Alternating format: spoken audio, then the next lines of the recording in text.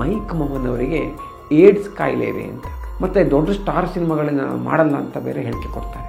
ಇನ್ನು ಸಿನಿಮಾ ಇಂಡಸ್ಟ್ರಿಯಲ್ಲಿ ಒಬ್ಬನಿಗೆ ಏಡ್ಸ್ ಇದೆ ಅಂದರೆ ಸಹಜವಾಗಿ ನಿರ್ದೇಶಕರು, ನಿರ್ಮಾಪಕರು, ಆ್ಯಕ್ಟರ್ಸು ಇವರೆಲ್ಲ ಒಂದು ಆ ನಟನ ಜೊತೆ ಸಿನಿಮಾ ಮಾಡಲಿಕ್ಕೆ ಹಿಂದೆಟ್ಟು ಹಾಕ್ತಾರೆ.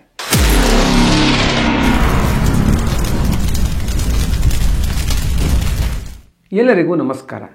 ಕನ್ನಡ ಮಾಣಿಕ್ಯ ಯೂಟ್ಯೂಬ್ ಚಾನಲ್ಗೆ ಸ್ವಾಗತ. ದಂತಕಥೆಯ ಇವತ್ತಿನ ಸಂಚಿಕೆಯಲ್ಲಿ ತಮಿಳು ಚಿತ್ರರಂಗದಲ್ಲಿ ಒಂದು ಒಳ್ಳೆಯ ಯಶಸ್ಸನ್ನು ಕಾಣ್ತಿದ್ದಂತಹ ಯಾವ ಒಂದು ಕನ್ನಡಿಗ ನಟನ ಒಂದು ಕೆರಿಯರು ಒಂದು ವದಂತಿಯಿಂದ ಹೇಗೆ ಒಂದು ಕೊನೆಗೊಳ್ಳುತ್ತೆ ಅನ್ನೋದನ್ನು ತಿಳಿದುಕೊಳ್ಳೋಣ. ಕೋಕಿಲಾ ಮೋಹನ್ ಈ ಹೆಸರು ಬಹಳಷ್ಟು ಒಂದು ಹಳೆಯ ಸಿನಿಪ್ರಿಯರು ಕೇಳಿರ್ತಾರೆ.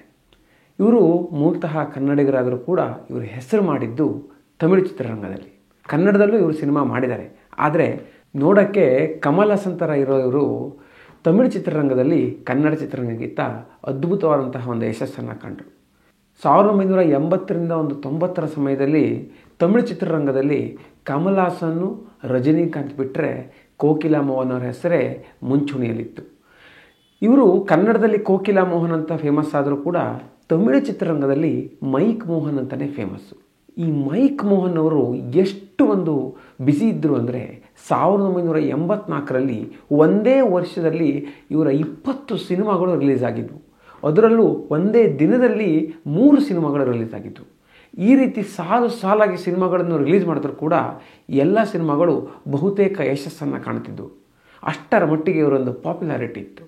ಆದರೆ ಒಂದು 90ರ ದಶಕದ ಆರಂಭದಲ್ಲಿ ಒಂದು ವಿಚಿತ್ರವಾದಂತಹ ರೂಮರ್ ಈ ಮೈಕ್ ಮೋಹನ್ ಅವರ ಬಗ್ಗೆ ಹರಡಲಿಕ್ಕೆ ಆರಂಭವಾಯಿತು.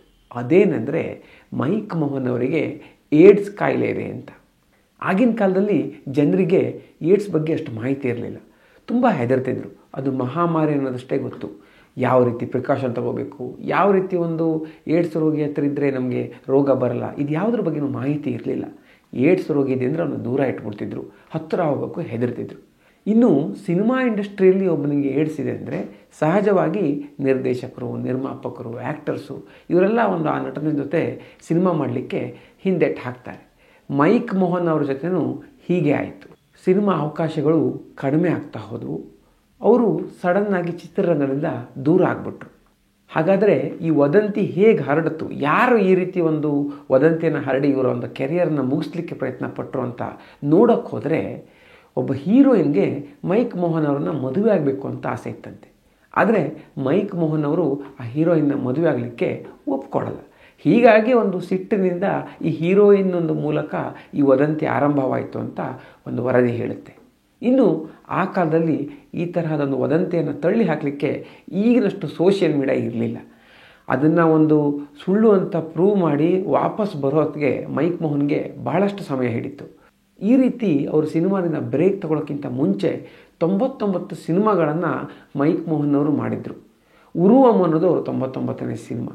ಇದಾಗಿ ಸುಮಾರು 8 ವರ್ಷಗಳ ನಂತರ ಅವ್ರದ್ದೇ ಒಂದು ಡೈರೆಕ್ಷನ್ನಲ್ಲಿ ಅನ್ಬುಲ್ಲ ಕಾದಲಕ್ ಅಂತ ಒಂದು ಸಿನಿಮಾವನ್ನು ಮಾಡ್ತಾರೆ. ಇದು ಅವರ 100ನೇ ಸಿನಿಮಾ. ಇದೊಂಥರ ಕಂಬ್ಯಾಕ್ ಇದ್ದಾಗೆ. ಆದರೆ ಬಾಕ್ಸ್ ಆಫೀಸ್ನಲ್ಲಿ ಇದು ಫ್ಲಾಪ್ ಆಗುತ್ತೆ. ಮತ್ತು ಅಷ್ಟೊಂದು ದೊಡ್ಡ ಬ್ರೇಕ್ ತೊಗೊಂಡಿದ್ದರಿಂದ ಇವರ ಜನಪ್ರಿಯತೆ ಕೂಡ ಕಡಿಮೆ ಆಗಿರುತ್ತೆ. ಹಾಗಾಗಿ ಈ ಸಿನಿಮಾ ಅಷ್ಟು ಯಶಸ್ಸಾಗಲ್ಲ. ಇದಾದ ನಂತರ ಮೈಕ್ ಮೋಹನ್ ಅವರಿಗೆ ಬಹಳಷ್ಟೊಂದು ಪೋಷಕ ನಟರಾಗುವಂತಹ ಅವಕಾಶ ಬರುತ್ತೆ. ಆದರೆ ಅದು ಯಾವುದನ್ನು ಅವರು ಒಪ್ಪುಕೊಳ್ಳಲ್ಲ. ಮತ್ತು ದೊಡ್ಡ ಸ್ಟಾರ್ ಸಿನಿಮಾಗಳನ್ನ ಮಾಡಲ್ಲ ಅಂತ ಬೇರೆ ಹೇಳಿಕೆ ಕೊಡ್ತಾರೆ. ಆದರೆ ಈಗ ತಮಿಳಿನ ಖ್ಯಾತ ನಟರಾದಂತಹ ವಿಜಯ್ ಅವರ ಗ್ರೇಟೆಸ್ಟ್ ಆಫ್ ಆಲ್ ಟೈಮ್ ಸಿನಿಮಾದಲ್ಲಿ ಮೈಕ್ ಮೋಹನ್ ಅವರು ವಿಲನ್ ಆಗಿ ನಟಿಸ್ತಿದ್ದಾರೆ. ಅವರು ಏನು ಮೊದಲು ದೊಡ್ಡ ಸ್ಟಾರ್ ಸಿನಿಮಾಗಳಲ್ಲಿ ನಟಿಸಲ್ಲ ಅಂತ ಹೇಳಿದ್ರು, ಅದನ್ನು ಬಿಟ್ಟು ಈಗ ಸ್ಟಾರ್ ಸಿನಿಮಾದಲ್ಲೇ ವಿಲನ್ ಆಗಿ ನಟಿಸ್ತಿದ್ದಾರೆ. ಇನ್ನು ಈ ಸಿನಿಮಾ ಅವರ ಬದುಕಿಗೆ ಯಾವ ರೀತಿ ಒಂದು ತಿರುವನ್ನು ಕೊಡುತ್ತೆ ಅನ್ನೋದನ್ನು ನಾವು ಕಾದು ನೋಡಬೇಕಷ್ಟೆ. ಸ್ನೇಹಿತರೆ, ಈ ವಿಡಿಯೋ ನಿಮ್ಗೆ ಇಷ್ಟ ಆಗಿದ್ದರೆ ತಪ್ಪದೇ ಶೇರ್ ಮಾಡಿ. ಹಾಗೆಯೇ ಈ ರೀತಿಯ ಒಂದು ಕುತೂಹಲಭರಿತವಾದ ಇನ್ನಷ್ಟು ವಿಷಯಗಳು ನಮ್ಮ ದಂತಕಥೆಯ ಸಂಚಿಕೆಯಲ್ಲಿ ಬರಲಿಕ್ಕಿವೆ. ಅವುಗಳನ್ನು ಮಿಸ್ ಮಾಡ್ಕೋಬಾರ್ದು ಅಂತಿದ್ದರೆ ನಮ್ಮ ಕನ್ನಡ ಮಾಣಿಕ್ಯ ಚಾನಲ್ಗೆ ತಪ್ಪದೇ ಸಬ್ಸ್ಕ್ರೈಬ್ ಮಾಡಿ. ಮುಂದಿನ ಸಂಚಿಕೆಯಲ್ಲಿ ಮತ್ತೊಮ್ಮೆ ಸಿಗೋಣ. ಅಲ್ಲಿವರೆಗೂ ನಮಸ್ಕಾರ.